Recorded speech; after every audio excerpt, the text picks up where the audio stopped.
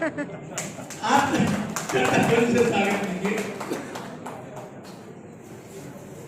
बड़े भैया एमपी सिंह जी और ये और बड़े भैया एमपी सिंह जी, मैं आपके चरणों में प्रणाम करता हूँ।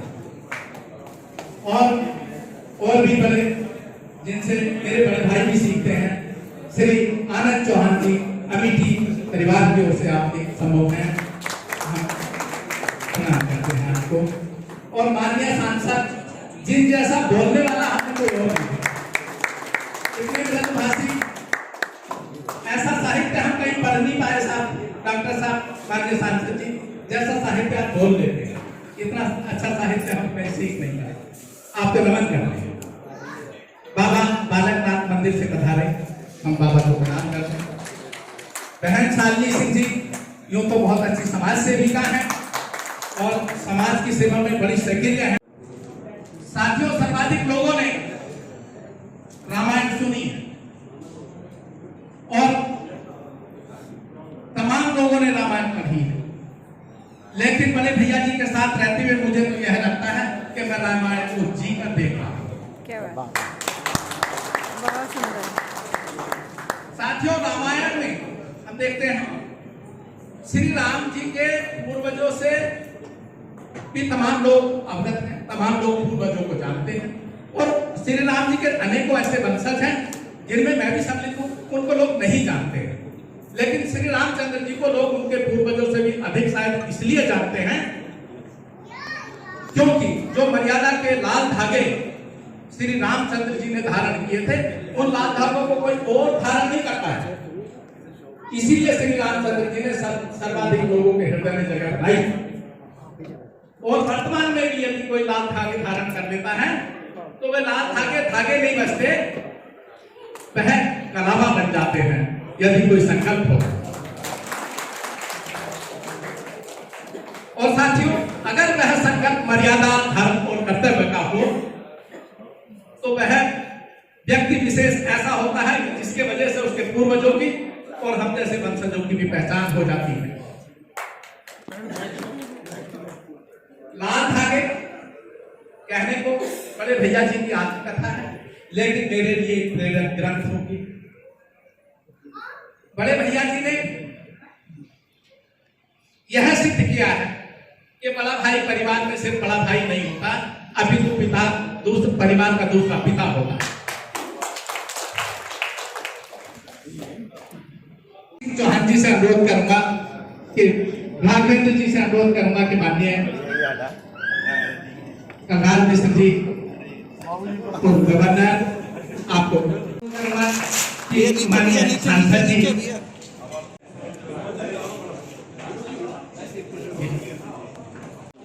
ये लाल धागे खोलकर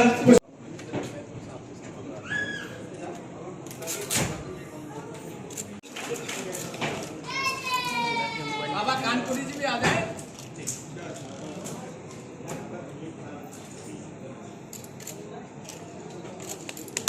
कलराज मिश्रा जी का आशीर्वाद मिल गया, इसके लिए एमपी सिंह और एमपी सिंह जी को श्रेय जाता है। यहाँ पे हमारे क्षेत्र के सांसद डॉक्टर महेश शर्मा जी भी हैं, ये भी हमारा सौभाग्य है कि उनके साथ दर्शन हो गए। मैं श्री एमपी सिंह जी को, जो कि इस क्षेत्र के एक अद्भुत व्यक्तित्व हैं और मेरे जो छोटे भाई हैं, उनको उनके जन्मदिन की शुभकामनाएं और आशीर्वाद देता हूँ। एमपी सिंह को उनका लक्ष्मण है और गुणों में उनसे किसी तरह कम नहीं है, उसको भी बहुत बहुत आशीर्वाद शुभकामनाएं। मेरी पत्नी श्रीमती मृदा चौहान जी भी यहाँ पे उपस्थित है, वो भी सबकी तरफ से शुभकामनाएं दे रही है। ईश्वर करे आप स्वस्थ रहें, सुखी रहें, प्रसन्न रहें।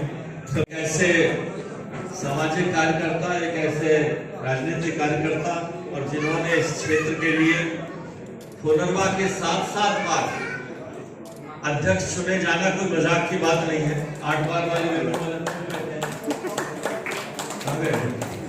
ये अपने आप में मिसाल है लोकप्रियता का थर्मामीटर यही होता है कि लोग उनके मान सम्मान में, सुख दुख में उनके साथ खड़े हों। यही लोकप्रियता की एक जैसे थर्मामीटर के नाश्ते से पहचान करते हैं, ऐसे भाई एमपी सिंह जी को आज के दिन की हम शुभकामनाएं देते हैं।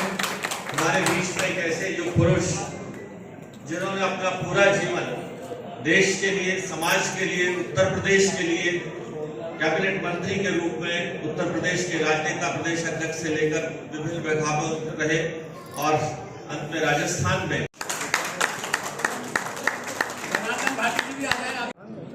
जनार्दन भाटी जी आप संस्थापक आदरणीय कलादर्शक, हमारे बीच में नाद भागे पुस्तक के लेखक, जिनको मैं पहली बार लेखक के रूप में आज देख रहा हूँ। पता चला कि पहले से पुस्तकें लिखते हैं नरेंद्र पाल सिंह। मैं इनको नरेंद्र पाल सिंह जी इसलिए कहूँगा कि मेरे उनके नाम में कंफ्यूजन हो जाएगा। मैंने इससे पूछा कि आप पूरा नाम क्या लिखते हैं? बोले नरेंद्र पाल सिंह। तो हमने कहा ठीक है, हम आपको नरेंद्र जी कह देंगे, आप मुझे नागेंद्र जी कह देंगे, तो ज्यादा ठीक है। और अभी मंच पर उपस्थित सभी को प्रणाम करता हूँ और यहाँ उपस्थित सभी मैं तरह सुदेश को प्रणाम करता हूँ। अभी माननीय सांसद महोदय ने कहा कि राम लक्ष्मण है। अच्छा, बड़े भाई के बारे में बात कर, तो मैं यह बात कर रहा था अपनी कि यदि किसी भाई को, किसी परिवार को ऐसा बड़ा भाई मिलता है तो वह बड़ा भाई सिर्फ बड़ा भाई नहीं होता, वह परिवार का दूसरा पिता होता है। और मुझे यह कहने में तनिक संकोच नहीं है, त्यागी जी ध्यान आकर्षित करूंगा, मुझे यह कहने में तनिक भी संकोच नहीं है कि जिनका ऐसा बड़ा भाई जीवित हो उनका पिता कभी मरता नहीं है।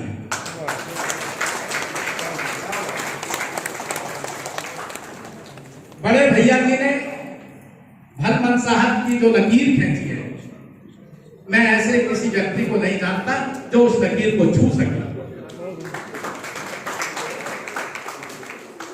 इस मंच के माध्यम से आज विमोचन अवसर पर, रात भागे पुस्तक के विमोचन अवसर पर मैं अपने परिवार के बच्चों, बहुओं एवं अन्य सदस्यों से यह कहना चाहूंगा कि पूजा करने के लिए दूर दूर मंदिरों की यात्राएं करना और पत्थर की प्रतिमाओं के सम्मुख नतमस्तक होना ही आवश्यक नहीं है। यदि किसी को ऐसे बड़े भाई का आशीर्वाद मिल जाए तो वो समझे कि भोले बाबा ने साक्षात रूप से आशीर्वाद दिया है।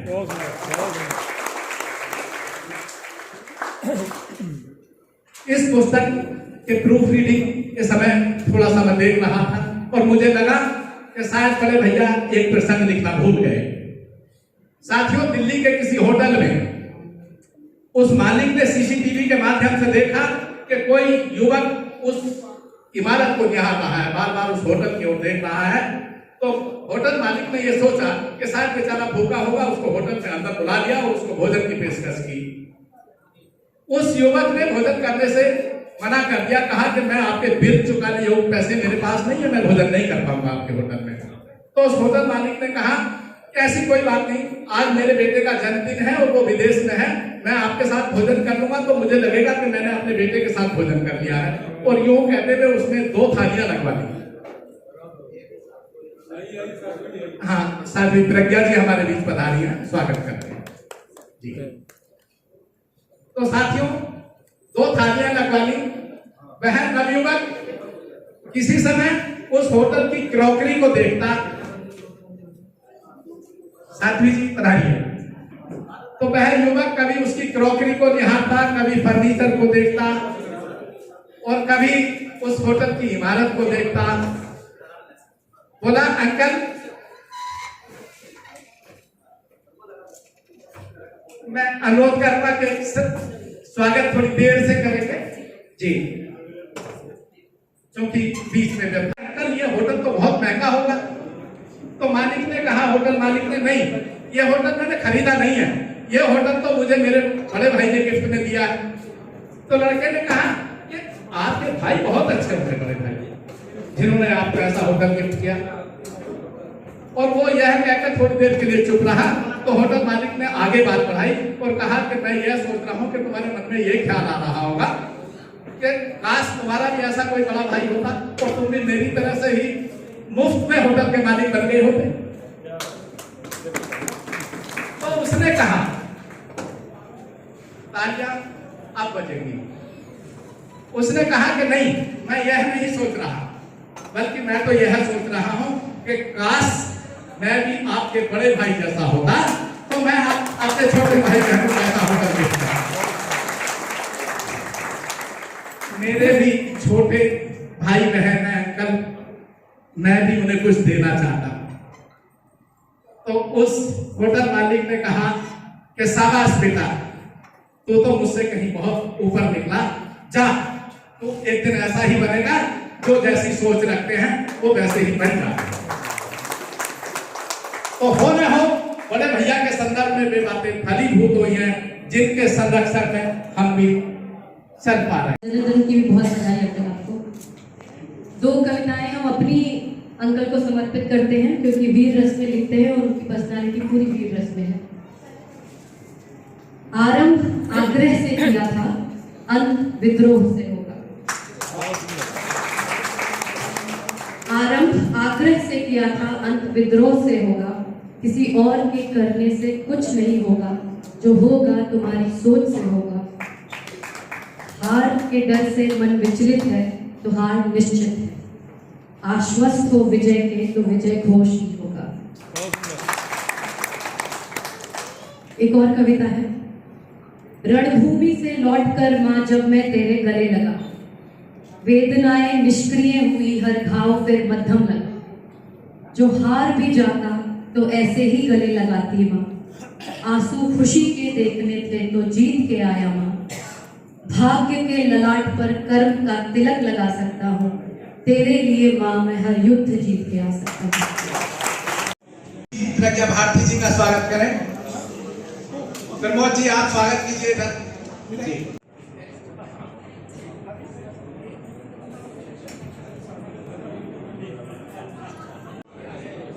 आज जिनका जन्मदिन है, भाई एलपी सिंह को जन्मदिन की बहुत बहुत बधाई।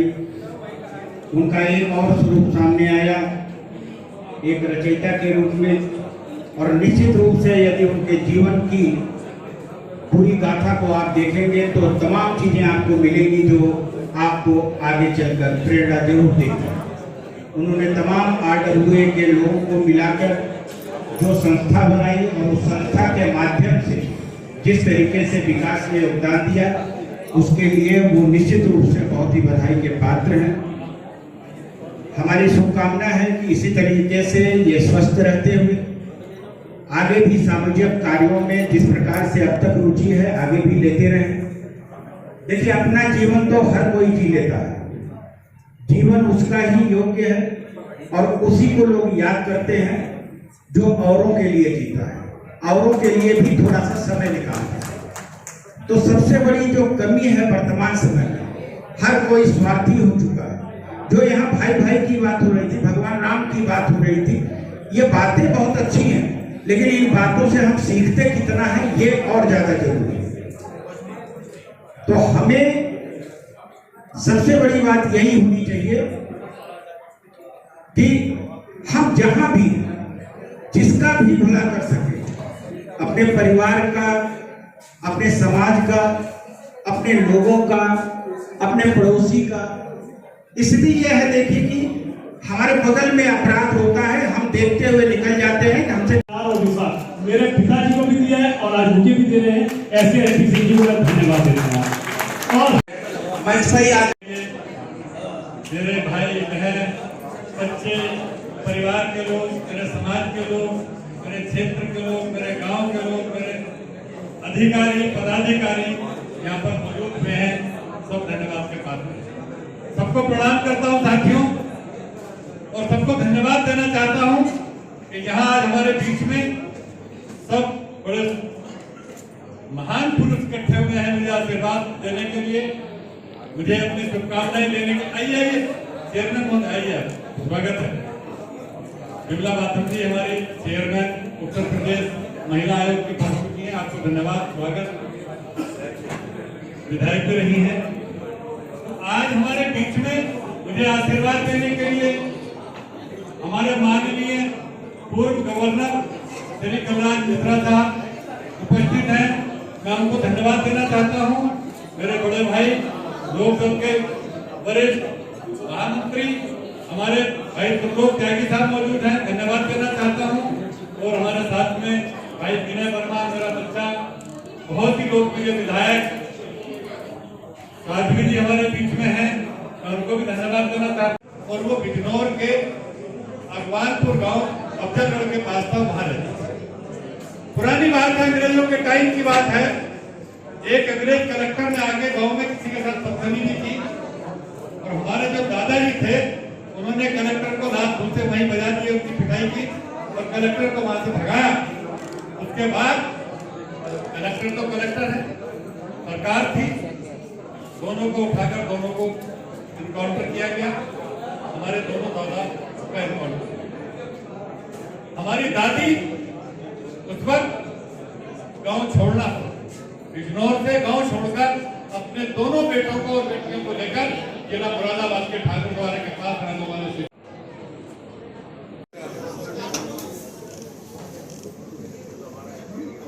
आज के इस आयोजन के आकर्षण के केंद्र आदरणीय Shri MPC ji, please silent please. यहाँ मंच पर विराजित हमारे बड़े वीर और बहुत वर्षों से निकट का संबंध रहा है, दूसरे पार्टी में रहने के पश्चात श्रीमान त्रिलोक त्यागी जी मंच पर बैठे मेरे बहुत प्रिय विधायक। जब मैं सबसे पहले राजनीतिक क्षेत्र में आया तो मेरे जिम्मे संगठन की जिम्मेदारी दी और पूर्वी उत्तर प्रदेश की जिम्मेदारी थी। उसमें बस्ती भी आता था। बस्ती में सिद्धार्थ नगर है, नया जिला बन गया। सिद्धार्थ नगर वगैरह में बहुत ज्यादा घर घर मेरा परिचय था। वहाँ अधिकांश लोग मुझे जानते हैं और श्रीमान विनय वर्मा जी उसी सिद्धार्थ नगर के तभी परंतु इनके पिताजी से वकीलों से मेरे अच्छे संबंध थे और जिस तरीके से इन्होंने वर्णन किया